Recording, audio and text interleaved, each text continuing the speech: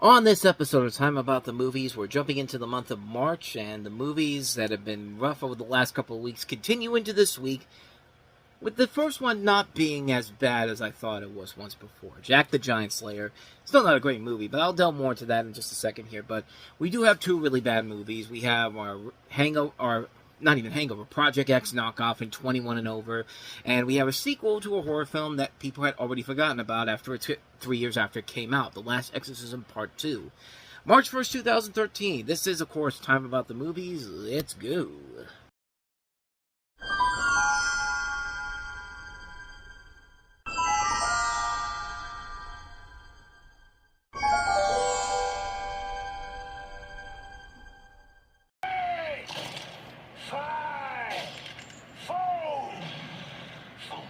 Expecting someone?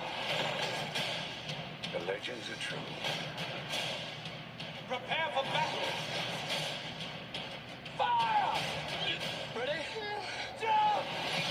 Here comes the thunder.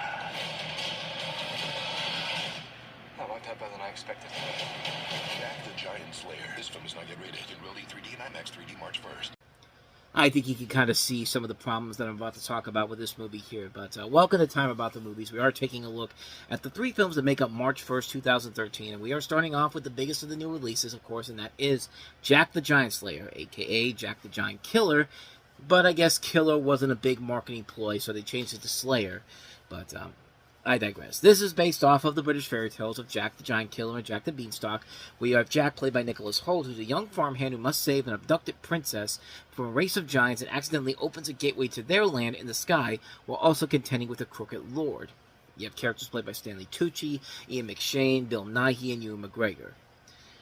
So, this is not a good movie at all, and from the trailer you can kind of see why. It's your typical generic, let's try to create the next big epic fantasy adventure blockbuster film, because, you know, The Lord of the Rings is popular, The Hobbit's just coming out, so we at New Line Cinema need to create more franchises, and this is what they were literally trying to do with this, trying to create a franchise, and doing it with a property that probably could make for a good movie, but considering that this was in development hell for nearly 10 years, this started production back in 2005. DJ Caruso was going to direct this movie before he was replaced by Bryan Singer. You know, David Dobkin was one of the writers on this. I'm pretty sure he was attached to direct this at one point, but they haven't really said about that. But yeah, Christopher McQuarrie is one of the writers here, Darren Lemke, but the biggest problem with it is that it's, like I said, a typical generic action blockbuster film. You know, we got to do everything we can to try to make this the next big franchise, even though we haven't really established this as something that people wanted to see. And what a shocker, the movie doesn't do very well. It's a flop at the box office. It doesn't make back its $200 million budget, just barely. It's $3 million off of that money, which it probably made its money back through digital and media, physical media, all that type of stuff. But who would really want to sit watching around one of these movies after watching this one here? It's a boring movie. There's nothing intriguing about it. The giants look okay, and I guess look okay, but at the same time, they don't. We talk about it all the time here. Visuals don't make the movie, and yeah, as visually pleasing as this movie looks, if there isn't a good story to work around with here, why am I even here? And yeah, there's no good story around here. They try to throw in those moments where, you know, we're gonna create a new buzzy catchphrase. In Nicholas Holt's character is just like, you don't know Jack. It's something like that. It's just like, you know, I can't remember the line per se, but there was a line like that where they were trying to create this line for Nicholas Holt's character, and it just didn't work. It's a mess. I mean, on a visual level, okay, it's fine to look at, but if you're looking for something on the same level of Bryan Singer's other works, this one definitely is not it. And yeah, it's a major letdown of a film that had potential around it, but unfortunately, they took the safe way out. They tried to make the most generic-ass blockbuster they can with it, and naturally, it didn't work out for the film. So, but I'll at least give it this. There was at least some more originality to it than our next two films. But you know, think back to where we are at this point. It's 1 year after Project X came out. It was a big, unexpected hit. You know, studios are looking at that success here, and you know, Relatively Media, a studio that's trying to get their name in the game here. You know, trying to build up their repertoire. They looked at this and said, how can we make our own Project X movie without putting any effort into it whatsoever, and just making just a generic-ass knockoff of that film? And then someone at the studio said, I got it! She was cute, right? Yeah, she's cute. She's not my type. What is your type? Girls that want to have sex with me. Timothy! Happy birthday to you guys! As his oldest friends, we have a moral obligation to get him drunk as... Oh, my God. I feel really alert right now. I feel like Spider-Man. Oh, my God! 21 and over. Trust me, I've done this 1,000 times. Sure, he's fine. Great. In theaters March 1st. I give you 21 and over, the most blandest, most obvious knockoff of not only Project X, but The Hangover, and Harold and Kumar Go to White Castle, and Superbad, and Adventures in Babysitting, just every single one of these movies that are so much better than this, right here in this movie. And it's funny enough because Miles Teller actually had a cameo in Project X. So I guess they saw that and said, well, you were in Project X, you gotta be in this movie, we'll get you a real movie here. And no. It's not a real movie. And these two people, John Lucas and Scott Moore, who wrote The Hangover, of course, but they are also the guys who have directed such wonderful masterpieces of garbage like Bad Moms, A Bad Mom's Christmas, and also they wrote The Change Up. But then again, they also wrote Ghost of Girlfriend's Past. But, you know, they wrote Ghost of Girlfriend's Past and The Hangover. That's two films out of all the films they've written for, like Chicken Little, Rebound, Four Christmases, The Change Up, Bad Moms, A Bad Mom's Christmas, Jexy. So yeah, what I'm trying to tell you is that these guys are not great filmmakers. Stop me if you heard this plot before, because it's so revolutionary and new.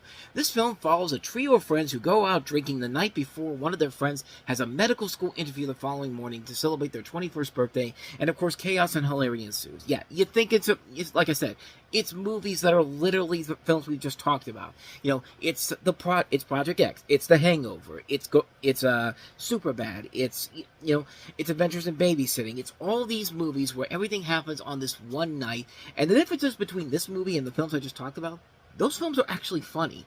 Those films actually have something of value here. And yeah, they have good people in here. Miles Teller is a good actor. Skylar Astin's a good actor. You know, you have Sarah Wright in here. You know, she's been in a bunch of stuff too. She was on Parks and Recreation. But this movie is literally just nothing but a bland, generic ripoff of Project X. And it's not even clever at it either. It's a lazy film. The comedy isn't funny. The message of the film is so bland and so thrown in there. You know, there's just nothing of value to this film whatsoever. Except if you wanted to see something like Project X again, you know, here you go. But you know what? You'd be better off watching Project X than having to sit through this garbage again. This is a lame movie. It's a lousy, lame film. It's not even raunchy. It's not even clever in its raunchiness. It's just stupid. It's just a stupid, stupid film. I hated the hell out of it. Yeah, I didn't like this movie at all. 21 and over, just, you know, it's just a bad film. Bad film. So, yeah, if that wasn't bad enough to wrap the show up, here we have a sequel to a horror film that people didn't even remember 3 years after it came out, and somebody at CBS Films said, you know what was popular 3 years ago? The Last Exorcism. We gotta do another one of these movies, because clearly the demand is there for that, and no, there wasn't. He's still out there. Who is? The demon. On March 1st. What are you watching? Watching you. Stop it! There are some forces. He's coming for you. No one can have you but him. You cannot escape. There's great plans for you. Believe in him!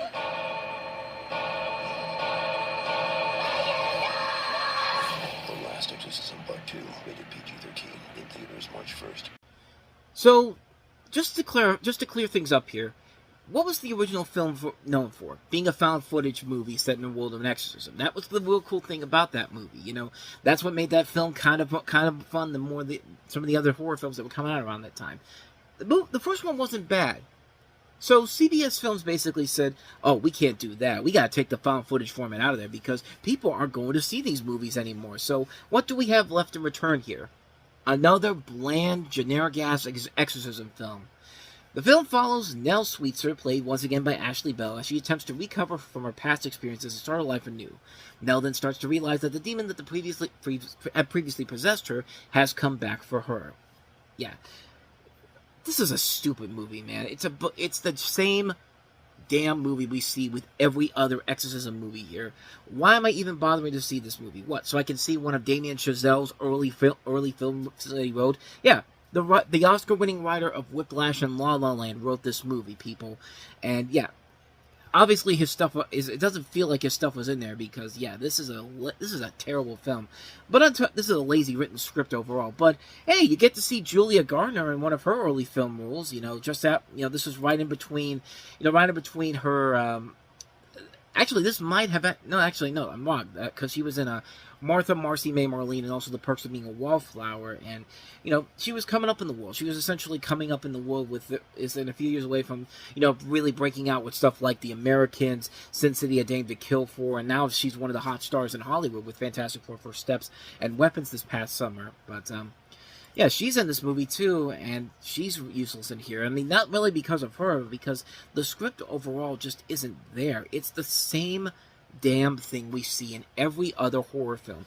The only reason The Last Exorcism had any notoriety to it was because it took the concept of the found footage format and made something interesting out of it. But once you take that out of there, this becomes nothing more than just a generic, is fake as hell exorcism movie that we've seen done to death before. And there's nothing about this movie that makes it significant whatsoever. And people just weren't buying into it. Yeah, it made its money back. It made 5 times its budget overall. But nobody wanted to go see this movie. This thing barely made a dent in the box office when it first came out. They were going to make a third film, and then they realized, oh shit, we realized now that there was no reason to make this because nobody wanted to be a part of it.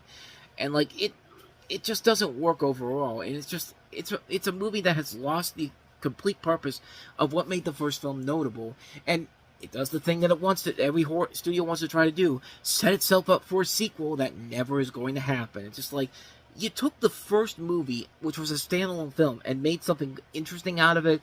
Now you have butchered it, and it's just made it another boring-ass generic exorcism movie that does not work, and yeah. Thank God we never got another one of these movies, because what else is there to do with this, honestly? Like, there's nothing else you can do with an exorcism movie that this film is trying to do that hasn't been done much better and stuff like The Exorcist. Like, this is a shitty movie. This is a terrible, terrible movie. It does not deserve to exist for any reason whatsoever. And who knows? Maybe if Damien Chazelle and Julia Garner hadn't made this movie, they probably would have gone on to be much bigger successes than, well, where they are right now. I mean, they are big successes, but what I'm trying to say is that they should not have been involved in this movie, and this movie is just garbage, okay? That's what I'm trying to give you the indication of here. Avoid The Last Exorcism Part 2 like the plague. And thus, with all that said, we wrap up another episode of Time About the Movies. Finally, we get a weekend where we actually have some good films overall, especially the first one we have here. Disney takes on The Wizard of Oz before Universal does it with Wicked, which, by the way, by the time I'm recording this, we're about a week away from Wicked for Good coming out, the second part of that. But we have Oz the Great and Powerful, with James Franco starring as Oz. You also have Michelle Williams, Rachel Weisz, and Mila Kunis as Glinda and her sisters. I can't remember who they are, but directed by Sam Raimi, and also features Joey King, and also Zach Braff, and it was actually a pretty good movie. We'll do more to that coming up tomorrow. But we also have Dead Man Down with Noomi Rapace also involved in this one. And it makes sense because the director of this is the same man who directed the original version of The Girl with the Dragon Tattoo. So it's one I've been wanting to check out for a while now, and I never got around to it until now. So I'm definitely looking forward to touching on that one. So we actually get a decent weekend tomorrow on the show with a couple of good films overall here. Enjoy it, because I'm looking at the weeks ahead. Not really looking too positive going forward, but we'll see as we go along here. But with all that said, thank you so much for watching this, and I hope you enjoyed it. If you did, please go ahead and do me the honors of hitting that like button, that subscribe button, and that notification button. Also, don't forget to check out our playlist, and don't forget to check out the previous episode we did. And stay tuned, because Time About the Movies Flashback is coming up after I'm done posting this stuff here, so stay tuned for that. With all that said, though, I will see you guys next time. Whether it's in the past, the present, or the future, I will see you at the movies. Take care.